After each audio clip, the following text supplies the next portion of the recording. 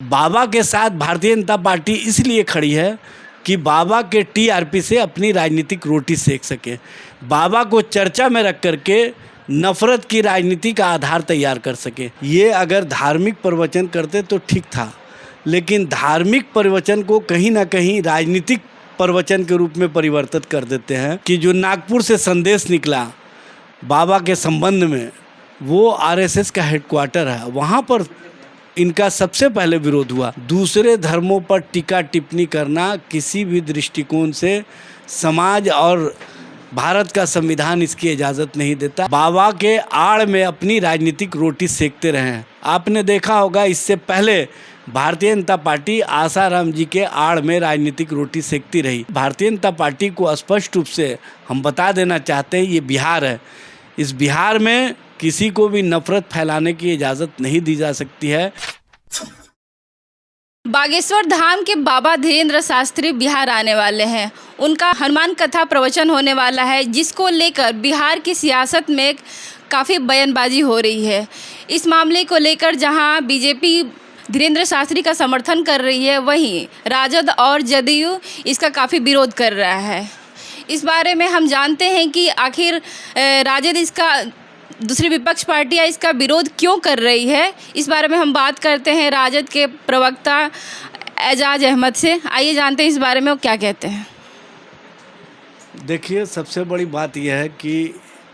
जो भी संत है, महात्मा है, महापुरुष हैं, बाबा हैं, उनका काम होता है समाज को बेहतर निर्माण की दिशा में ले जाना, समाज को बेहतर वातावरण का संदेश देना। और जो भारत गंगा जमुनी संस्कृति का एक मजबूत आधार रहा है, जहाँ अनेकता में एकता का मिसाल रहा है, वहाँ पर आपने देखा होगा कि किस तरह से ये अगर धार्मिक प्रवचन करते तो ठीक था,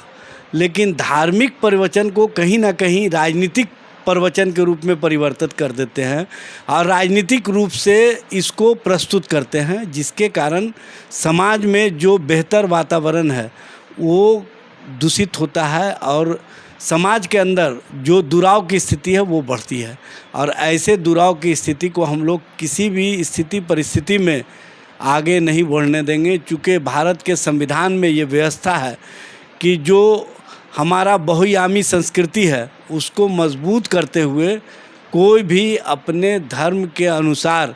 धार्मिक स्वतंत्रता के साथ अपनी बातों को रख सकता है, लेकिन दूसरे धर्मों पर टीका टिप्पणी करना किसी भी दृष्टिकोण से समाज और भारत का संविधान इसकी इजाज़त नहीं देता। इसी कारण हम लोगों ने विरोध नहीं किया है, हम लोगों ने एक बात स्पष्ट किया है कि चूँकि आप देखी होंगी कि जो नागपुर से संदेश निकला बाबा के संबंध में, वो आरएसएस का हेडक्वार्टर है, वहाँ पर इनका सबसे पहले विरोध हुआ। और वहाँ से विरोध का मतलब ही होता है कि कहीं ना कहीं आरएसएस के द्वारा इनके कार्यक्रमों के प्रति जो दूरी है वो दूसरे माध्यमों से करने और करवाने का काम किया जा रहा है। लेकिन चूँकि बाबा के साथ भारतीय जनता पार्टी इसलिए खड़ी है कि बाबा के टीआरपी से अपनी राजनीतिक रोटी सेक सके, बाबा को चर्चा में रख करके नफरत की राजनीति का आधार तैयार कर सके। बाबा के प्रवचन के मामले पर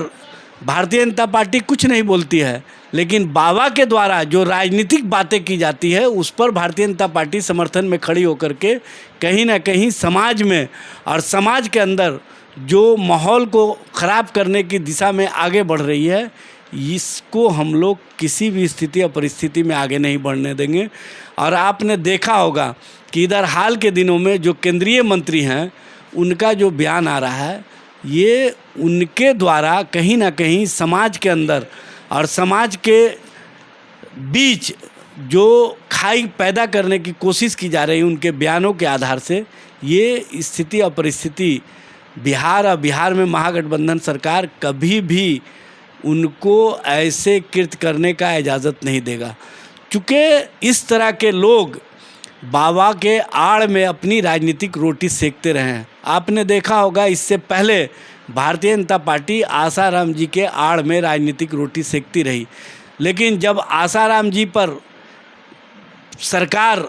और सरकार के स्तर से जो कार्रवाई हुई और उसमें जो बातें सामने आई, प्रमाणित हुआ, और जब माननीय न्यायालय के द्वारा उनके बारे में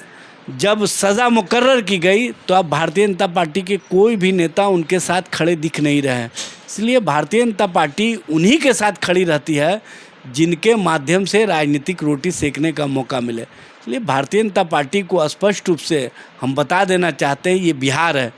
इस बिहार में किसी को भी नफ़रत फैलाने की इजाज़त नहीं दी जा सकती है। बिहार ने 9 अगस्त 2022 को नफ़रत की राजनीति को तिलांजलि दे करके प्रेम और मोहब्बत की राजनीति को जो आगे बढ़ाया है और देश ने भी इसको स्वीकार किया है, इसको और मजबूत आकार और आधार देने के लिए हम लोग प्रयत्नशील हैं और लगातार इस दिशा में काम कर रहे हैं। और इस दिशा में जो स्पष्ट रूप से हमने संदेश दिया है कि बाबा को माध्यम बना करके भारतीय जनता पार्टी कोई राजनीतिक रोटी सेकने का या राजनीति में